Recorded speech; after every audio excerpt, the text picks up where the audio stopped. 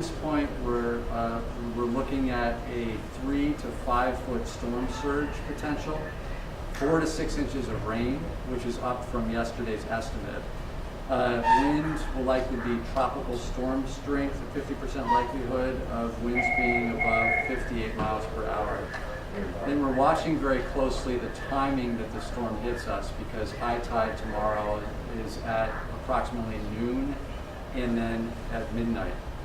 We hope the storm hits us during low tide, because with that amount of rain, wind, storm surge, if it hits us at high tide, we have a lot more challenges. As folks know, because New Haven's a coastal city, we see typically, even with significant rain events, some flooding around the city. And we anticipate there being a lot of flooding, and that the timing of that tide and the storm's landing will dictate just how much flooding we're likely to see. Just a couple of updates before I hand it over to other folks. Our department that works with individuals experiencing homelessness has been out with our nonprofit partners, engaging with people that may be encamped, to advise them on where to go to seek refuge. And we have opened, or we will open, a shelter at Career for individuals that are experiencing homelessness, or other individuals that need to stay there. That shelter will be open at 7 p.m. tonight. I'm very grateful to the Red Cross for helping support that effort. They are always there for us, and they are always there during our most significant times of need. We are also recommending that certain areas of the city evacuate. Those areas are, there's 3 areas on the East Shore, and specifically on the East Shore, south of Myron Street. Along the Mill River and Fairhaven, specifically at Haven Street and John Murphy Drive, and at City Point, specifically along South Water Street. We are recommending that those 3 areas people evacuate, because we're concerned about flooding in those areas. And in certain areas, it'll be difficult for our emergency crews to access if people are experiencing an emergency at that time. So we want to make sure that people, first, if they're able to, go to a family or friend's house. If they're not able to have a family or friend, host them for the night to go to a hotel. And then third, if they're not able to be at a hotel, we are opening, in addition to Career, 3 areas of refuge at 7 p.m. tonight as well. Those 3 areas are Nathan Hale School, Jefferson School, and King Robinson School. We'll be putting this information out to you all in paper too, so that you have it. As final details, so we have 7 tree crews that are prepared. We're expecting a lot of power outages around the city, and frankly, a lot of the work that we do is after the storm is over, in the cleanup. We will have UI in this room, as well as a large team of people working to respond to power outages and make sure that we're fixing things as fast as possible. Those 7 tree crews include 4 contractors, and then 3 of our own tree crews to make sure that we clear the roads and get people's power back. Asking for people's patience. Please be patient, and we will be saying that many, many times. I know that losing electricity is a real pain, but we have a priority list of where we need to tackle first and afterwards, and so I ask people to be patient. Finally, we're asking residents to, because there's a significant storm, a lot of winds, take your furniture that may be outside, indoors, and secure that furniture.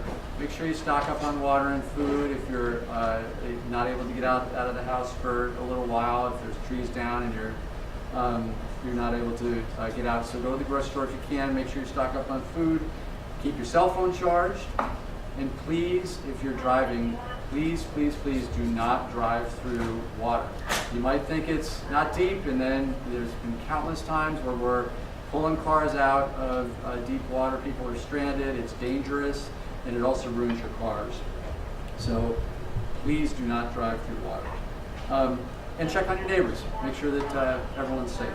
So with that, I'm going to first hand it over to Rick Fontana to give any updates of what I missed.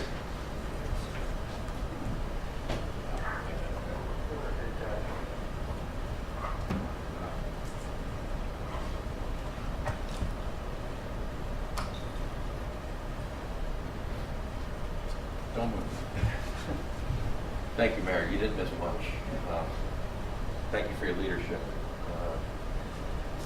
Thank you to Senator Blumenthal and his staff and Congresswoman Laura's staff. And this is going to be a team effort. This is going to be a very dangerous storm. We may have not seen anything to this magnitude in many years, maybe even 30 or 40 years. So this is going to be difficult. It's going to take a lot of patience.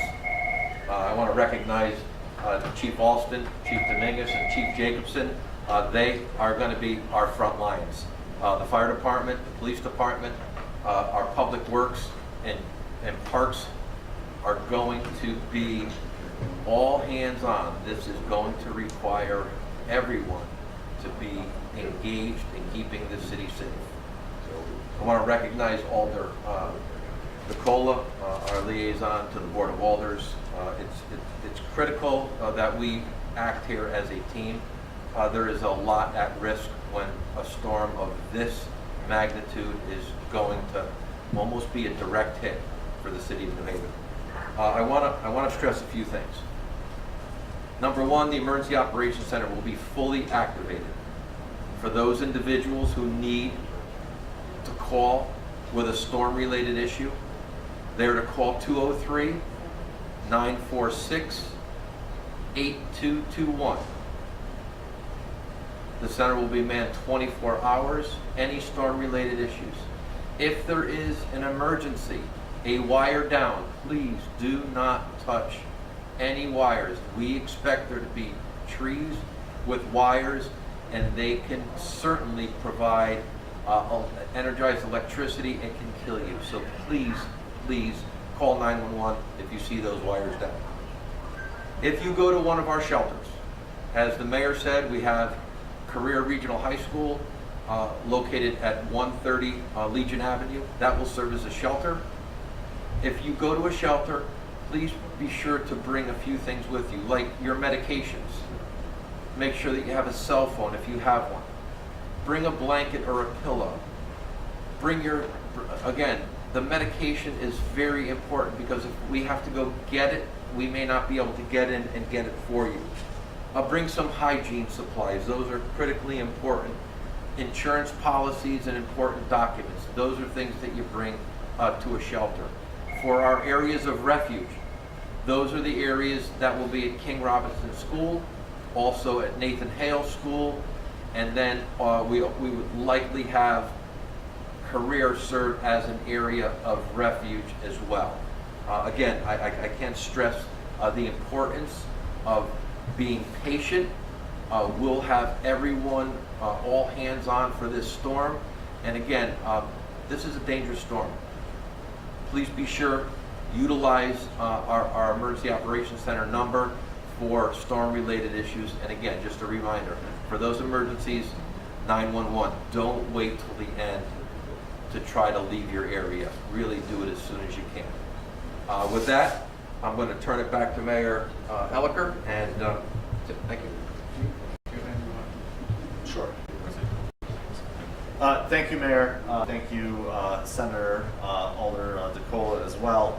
I want to just re-emphasize what the mayor said about driving through flooded streets. It is really dangerous. Please do not drive through flooded streets. We see ruined vehicles at every one of these storms. Also, as Rick said, this is a dangerous and significant event that we're seeing here. A lot of the recent storms in recent past sort of had one major threat associated with them. We're really looking at a triple threat here. The wind, the storm surge, and the rain. You take the flooding that we saw recently with Tropical Storm Elsa, add that to the winds, even more wind than what we saw last summer with Isaias, and then you have storm surge that's approaching what we had in Hurricane Sandy. Put all those three of those things together, and this is a very complicated and dangerous storm, and makes response that much more difficult to flooded areas, to trees down, power lines down. So again, please stay away from any of those hazards. We really appreciate that. A lot of these predictions very much rely on the exact track of the storm and the exact timing of the storm compared to the tides. So we're hoping, obviously, for the best, but we're preparing for the worst. And if all those things happen around high tide, that is our worst case scenario. So with that, Mayor Gallagher, thank you very much. So I plan on signing very shortly a declaration of emergency, and one of the things that does is it triggers our ability to potentially collect federal funding should that be available to us. And so I'm going to turn it over to the senator to talk about the federal support. Always grateful for the senator's support and partnership here. Senator. Thank you. Well, thanks, Mayor Alliker, for your leadership, which has been so important. It's not just a matter of planning over the last hours or even day. It's the kind of professionalism that's demonstrated by police, fire, emergency responders, public works, everybody involved in this real team effort. And we are going to go to work right away as a delegation. Congresswoman Delora is on top of this situation. My colleague, Chris Murphy, and I, we will work together as a team to make sure that that emergency declaration means federal support. We've been in touch with FEMA, the Federal Emergency Management Authority. They are pre-staging supplies like food and medicine, generators from the military base in Westover. They will provide boots on the ground support right away as soon as they can operate safely here. The feds will help. And the declaration of emergency from the city of New Haven, as well as from the state by Governor Lamont, are key steps. I am impressed talking to local officials around the state about their preparations. I think they're going to be ready, but citizens need to be ready as well. This may not be a perfect storm, but it's going to be close to it. The alarm bells should be ringing loud and clear because this storm is going to pack a powerful punch. Surges of the sea, wind and rain, the combination of these surges from the sound as well as rain and wind are going to mean powerful water hitting our coastal areas, but other parts of the state as well, because a lot of the ground has been saturated because of previous storms. And so that will mean that the trees and other structures in the ground will be less strongly rooted there, meaning trees may be falling over lines more readily, a lot more power outages than may be anticipated. Let me turn to the issue of power. Eversource reports that it has learned lessons. I hope it has. It is staging crews now.